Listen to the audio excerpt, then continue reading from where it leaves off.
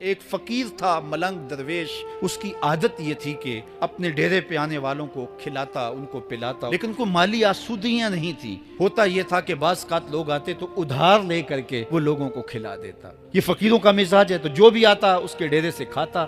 وقت آخر آ گیا، جن لوگوں نے ادھار دیا تھا وہ سارے تقاضا کرنے آ گئے۔ اب بابا جی کو کیا فکر لاحق ہے کہ یہ میرے مہمان اور میں ان کو کچھ پیش کرنے کی صلاحیت نہیں رکھتا۔ ایک بچہ تھا، وہ کچھ سامان بیچ رہا تھا، پتیسا بیچ رہا تھا یا کوئی اور چیز بیچ رہا تھا۔ کہا تم بیچ رہے ہو تو میرے مہمانوں کو کھلا دو۔ تو سارا ان مہمانوں کو کھلا دیا گیا، اور اس کے بعد کہا بابا جی پیسے؟ کہا تم بیٹھ جاؤ، جب ان کو ملیں گے تو تجھے بھی مل جائیں گے۔ وہ بیٹھ گیا، 2 4 10 منٹ بیٹھا تو بچہ تھا، پھر کھڑا ہو گیا، بابا جی پیسے؟ میری ماں میرا انتظار کر رہی ہے، ہمارے گھر کا چولہا اسی سے جلتا ہے، میں یہ پیسے لے کر جاؤں گا اور ہم شام کا گھر کا کوئی سلسلہ کریں گے۔ کہا بیٹا جب ان کو ملے گا تو تجھے بھی مل جائے گا۔ بچے نے رونا شروع کر دیا۔ یتیم بچہ تھا، اس کا سارا آسرا یہی تھا۔ جب بچہ رویا اللہ کی رحمت کو جوش آیا، کوئی مرید نذرانہ لے کے ان بزرگوں کے پاس آ گیا۔ وہ اتنے پیسے تھے کہ اس بچے کو بھی دیے، جتنے لوگ آئے تھے سب کا قرض چکایا۔ کہا جاؤ گھروں کو۔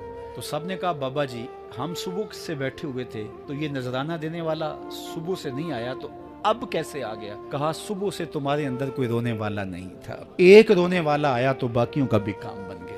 بعض اوقات کسی ایک شخص کی وجہ سے باقیوں کی خطائیں بھی معاف ہوتی ہیں۔